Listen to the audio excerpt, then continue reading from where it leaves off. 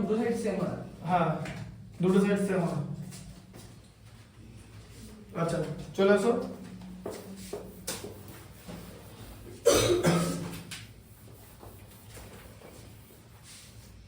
কতটা বলো? এই রেটটা দেখো, এই রেটটা বলছো কি আছে, দেখো কি লেখা আছে, এরকম করে দেখো বইটা দেখো নিজে পড়ো। Selling price of 16 spoon is equal to cost price of 15 spoon.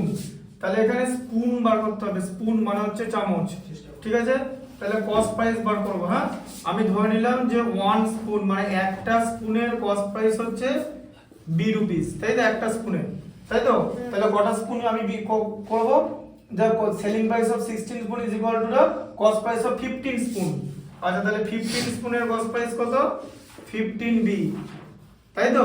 হ্যাঁ এবারে সেলিং প্রাইস চলে যাব, তাই তো? সেলিং প্রাইসে কটা স্পুন লেখা আছে? কটা? 16 স্পুন, তাই তো? এবার বলো 16 স্পুনের সেলিং প্রাইস কত? এর সেলিং প্রাইস কত? 15b। এই যে টাকাটাই হবে, এই টাকাটাই এই যে 15টা স্পুনের যা কস্ট প্রাইস 16টা স্পুনের তাই সেলিং প্রাইস। তাহলে 16টা স্পুনের সেলিং প্রাইস তো 15টা স্পুনের কস্ট প্রাইস হবে, এটাই হবে তো? তাহলে একটা স্পুনের সেলিং প্রাইস কত? 15b by 16। ঠিক আছে এবার দেখো শোনো, b মানে জানো? b মানে দেখো 16b বাই 16। তাহলে এটা কস্ট প্রাইস ছিল তো? হ্যাঁ আর সেলিং প্রাইস কত হলো? 15b বাই 16 হলো তো? দেখো সেলিং প্রাইস ছোট হয়ে গেছে, দেখেছো? হ্যাঁ এই যে 16 কেটে গেলে b থাকে তো, ঢুকলো মাথায়? সেলিং কস্ট প্রাইস বড় হয়ে গেছে তো, তাহলে কস্ট প্রাইস বড় হলে কি হবে? তাহলে এখানে cost price greater than selling price, তাই তো? তার মানে উইল ওর লস হয়ে গেছে, তাই তো? লস কত হয়েছে তাহলে? 16b বাই 16, b এর জায়গায় লিখতে পারি মাইনাস 15b বাই 16, তাই তো? তার মানে কত হলো? 16b মাইনাস 15b বাই 16, তার মানে কত হলো? b by 16। ঠিক আছে লস হচ্ছে b বাই 16। এবার লসটাও কিন্তু কিসের উপর হয়? কস্ট প্রাইসের উপরে। তাহলে পার্সেন্টেজ অফ লস, এইটা সব সময় এই রকম ভাবে করবে, বুঝে করবে, ঠিক আছে? হ্যাঁ টোটাল ম্যাথমেটিক্স হচ্ছে আন্ডারস্ট্যান্ডিং। লস কত হয়েছে? b by 16। বলছি আইসোসেলিস ট্রায়াঙ্গেলের তিনটা সাইডকে প্লাস করলে তো পেরিমিটারটা আসে। হ্যাঁ যে কোনো ট্রায়াঙ্গেলের তিনটে সাইডকে প্লাস করলে পেরিমিটার আছে, ওটা কোনো ট্রায়াঙ্গেলের কোনো ব্যাপার না। আইসোসেলিস ইকুইল্যাটারাল স্কেলিং সব একই হবে, ঠিক আছে? তাহলে এখানে কস্ট প্রাইস হচ্ছে এই সরি লস হচ্ছে b বাই 16, কত টাকার উপরে? b এর উপরে, b এর উপরে একটা স্পুনে, সব একটা স্পুনে কনসিডার করা হয়েছে, ঠিক আছে? সব সিঙ্গেল স্পুনে মানে একটা স্পুন। আমি ইউনিটারি মেথড যাব, ঠিক আছে? এগুলো সব ইউনিটারি মেথড যেতে হবে। ইনটু 100 ব্র্যাকেট হচ্ছে পার্সেন্টেজ, তাই তো? তার মানে b by 16 into 1 by b into 100।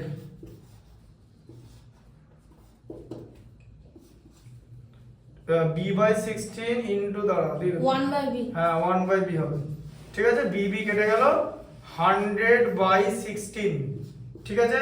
50 by 8, তাই তো?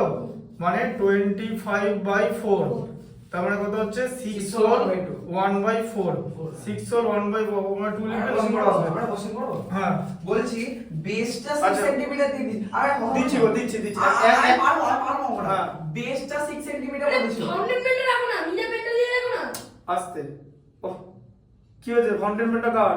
আমার নিজে ফাউন্ডেন পেনটা নিয়েছে, তারপরে আমার পেনটা কার? নিয়েছে। তোমার ফাউন্ডেন আছে? সরি কোথায় আছে? ব্যাগের ভিতরে। এই হচ্ছে অদ্ভুত। আরে শোনা হ্যাঁ তুমি যেটা জিজ্ঞেস করতে চাই। হ্যাঁ হ্যাঁ হ্যাঁ। তাহলে একটা ভ্যালু যখন আলাদা আছে বাকি দুটো ভ্যালু তো সেম হবে। হ্যাঁ দি 10 হবে ওটা। 10 দিয়ে তাহলে ওটা 5 হবে। এটা 5। হ্যাঁ বাস বাকিটা স্কেলিং এর ফর্মুলা করে দাও। ঢুকলো মাথায়? হ্যাঁ পারবে তো বাকিটা? আমার তো মাথা সব কিছু ইজিলি ঢুকে যায়। এটা বুঝতে গেলে 1 ঘন্টা লেগে যায়। এটা বুঝতে পেরেছো? তাহলে 6 হোল 1/4%। তাহলে দেখো তুমি প্রফিট করবে বা লস করবে হোয়াট এভার, এটা তোমাকে সিঙ্গেল স্পুনে যেতে হবে, ঠিক আছে? একটা করে ইউনিট হবে, এটাকে বলা হচ্ছে ইউনিটারি মেথড, ঠিক আছে? আমি কস্ট প্রাইস বার করব একটা স্পুনের, সেলিং প্রাইস বার করব একটা স্পুনের। কস্ট প্রাইস আর সেলিং প্রাইস কি করব? কম্পেয়ার করব। যদি দেখি যে কস্ট প্রাইস বেড়ে গেছে তাহলে লস হয়ে গেছে, যদি দেখি যে সেলিং প্রাইস বেড়ে গেছে তাহলে প্রফিট হচ্ছে। যদি লস কি করে বার করব? সেলিং প্রাইস থেকে কস্ট প্রাইস বাদ দেব, ঠিক আছে? সেলিং প্রাইস থেকে কস্ট প্রাইস থেকে সেলিং প্রাইস বাদ দিলে লস পাবো। আর সেলিং প্রাইস থেকে কস্ট প্রাইস বাদ দিলে প্রফিট পাবো। একটা জিনিস মনে রাখবে, প্রফিট হোক বা লস হোক কোনো কিছু যেন নেগেটিভে না আসে, নেগেটিভে আসবে না, নো নেগেটিভের এখানে কোনো সিন নেই, ঠিক আছে? প্রফিট লসে বোঝা গেল? তো এই যে S into S minus S minus S minus C, ঠিক আছে? বুঝতে পারলেন?